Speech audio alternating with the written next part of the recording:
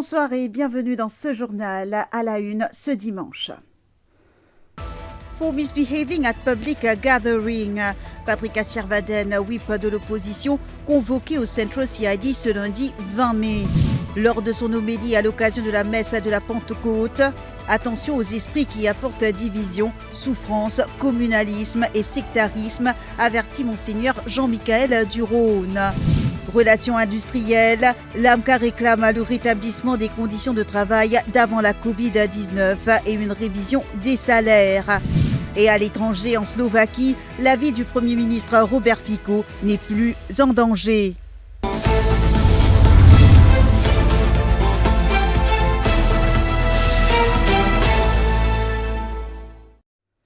Suite aux événements survenus lors du meeting du 1er mai de l'Alliance Parti travailliste MMM Nouveau démocrate, où des employés de la MBC auraient été malmenés, Patrick Sirvaden, whip de l'opposition, a été convoqué au Central CID ce lundi 20 mai à 10h. Rappelons que 8 employés de la MBC s'étaient rendus à Port-Louis pour assurer la couverture du meeting de l'Alliance de l'opposition, mais 2 d'entre eux auraient été malmenés par des partisans de l'Alliance qui auraient exprimé leur désaccord quant à la présence de la MBC pour la couverture médiatique de l'événement. Une plainte a été déposée le lendemain aux casernes centrales par les employés de la MBC concernant ces incidents. Patrick Sirvaden sera ainsi interrogé lors de sa convocation au Central CID pour faire la lumière sur ces accusations.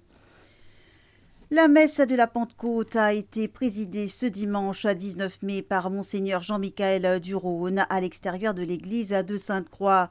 Lors de cette célébration, l'évêque de Port-Louis a souligné l'importance de l'Esprit Saint qu'il a décrit comme une source de paix, de joie et d'espérance dans la vie quotidienne des fidèles. Monseigneur Durone a rappelé que la Pentecôte est une fête de communion et d'unité dans la diversité. L'évêque de Port-Louis a mis en garde contre les esprits malveillants qui peuvent semer la division, la violence, le communalisme et le sectarisme, exhortant les fidèles à rester vigilants face à ces dangers. Voici un extrait. Nous pas qu'à vivre dans du sable, chacun get solisier. Mon corps est bien important qui dans la foi pour nous, la Pentecôte est une fête de la communion, de l'unité dans la diversité. Je te remarque, diversité nous culture, diversité nous famille. Quand nous sommes ici même, ici, se tourne vers notre voisin, peine du monde qui pareil, n'est-ce pas? Je trouve du monde pareil comme moi. Je suis content de monsieur pareil comme moi. Je suis content de madame pareil comme moi. Je suis content de tout mon père pareil. Mais quand cette diversité est bien importante. Mon quoi, c'est cette diversité qui apporte la communion.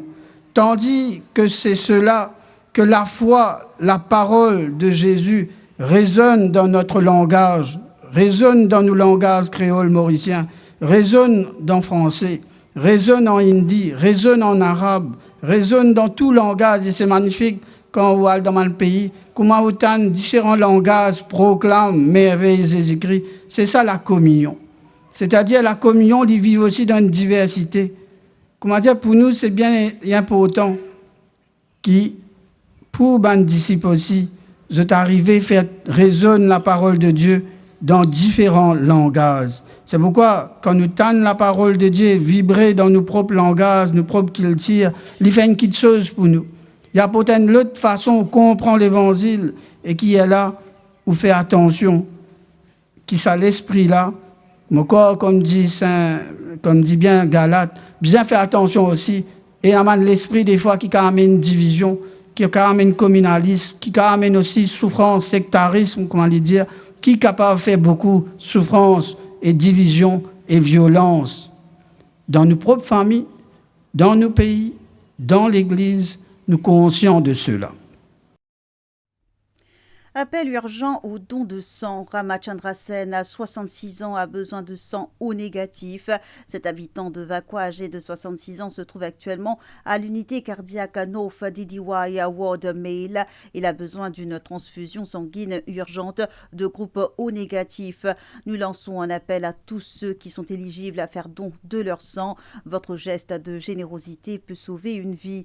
Pour plus de détails, veuillez appeler le 5 772 26 93, le 5 772 26 93.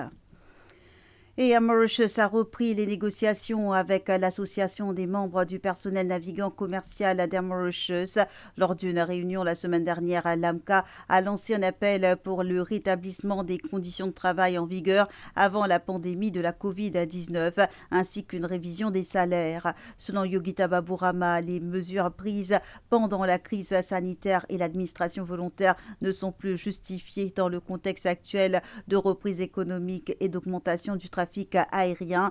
Maintenant que la situation s'améliore, Yogita Baburama demande un retour aux conditions pré-pandémiques pour refléter la reprise et soutenir les employés qui ont subi des sacrifices importants. Des propos rapportés par Marc Pierre.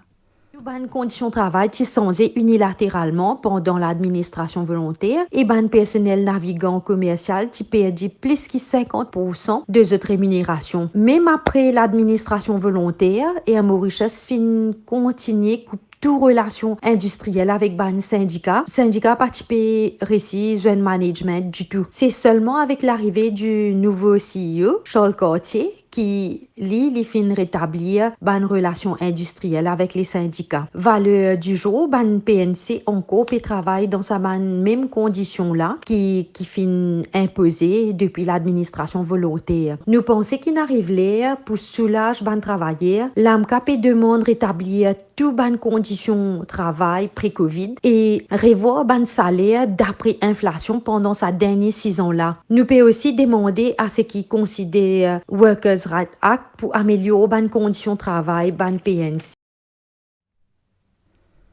Durant la seule journée du samedi 18 mai, plusieurs suspects âgés de 20 à 40 ans arrêtés pour trafic de drogue. Les éléments de plusieurs branches de la brigade antidrogue ont été déployés dans diverses régions du pays. Le point avec Stéphane Douce. Les commentaires sont signés Manisha Djouti. C'est sur la base d'informations précises que les officiers de la brigade antidrogue ont perquisitionné la maison d'un homme de 40 ans à Dagotière. Ils ont découvert un sachet en plastique contenant 7,8 grammes de cannabis et une somme de 92 625 roupies. Le suspect a été placé en détention au poste de police de Rosil. À Caen-Gervaise, Pavillon, à Cap-Malheureux, la maison d'un homme de 40 ans a été perquisitionnée. Le propriétaire a été arrêté pour possession de 25 doses contenant 2,4 grammes de drogue synthétique et une somme de 35 750 roupies. Le quadragénaire est détenu au poste de Piton.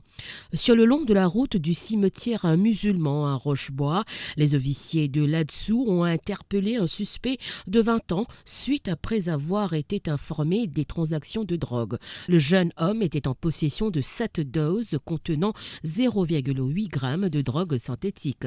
Son domicile a été perquisitionné, mais aucun élément incriminant n'a été trouvé. Il a été relâché sur parole en attendant sa comparution en cours.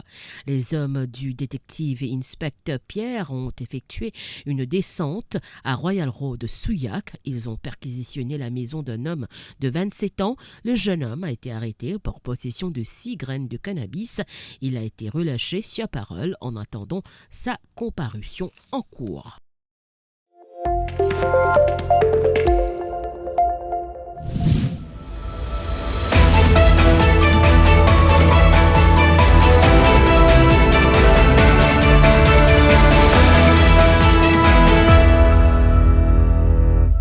En Nouvelle-Calédonie, l'État lance une vaste opération pour reprendre le contrôle.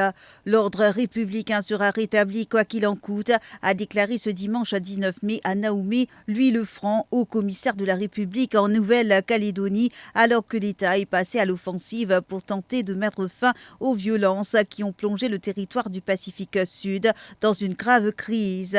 Je veux dire aux émeutiers, stop, retour au calme, rendez vos armes, a ajouté Louis Lefranc lors d'un point de presse retransmis par la télévision publique Nouvelle-Calédonie, la première. Rappelons que la Nouvelle-Calédonie est en proie à des violences inédites depuis 40 ans qui ont fait 6 morts en 6 jours, causées par une réforme électorale ayant provoqué la colère des indépendantistes.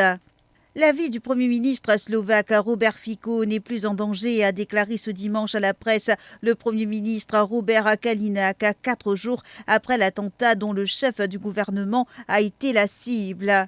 Il n'y a plus de danger immédiat pour sa vie, mais son état reste grave et il nécessite des soins intensifs, a déclaré Kaliňák, le plus proche allié politique de Fico. Le Premier ministre est hospitalisé depuis mercredi, date à laquelle un homme a ouvert le feu sur lui, l'atteignant de plusieurs balles, notamment à l'abdomen. Il a subi une opération de 5 heures mercredi et une autre plus courte vendredi, toutes deux dans un hôpital de la ville de Banská Bystrica, dans le centre de la Slovaquie. L'assaillant, identifié par les médias slovaques comme étant le poète Juraj Cintula, âgé de 71 ans, a tiré 5 coups de feu sur Robert Fico, le touchant à 4 reprises. Et c'est ici que prend fin cette édition. Merci de l'avoir suivi.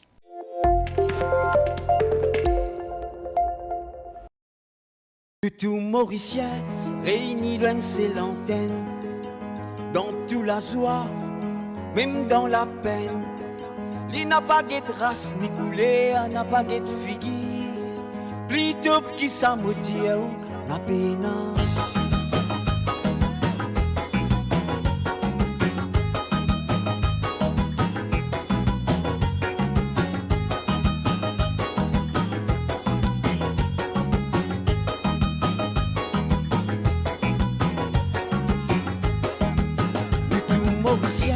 Réunis loin de ses lanternes, dans toute la joie, même dans la peine.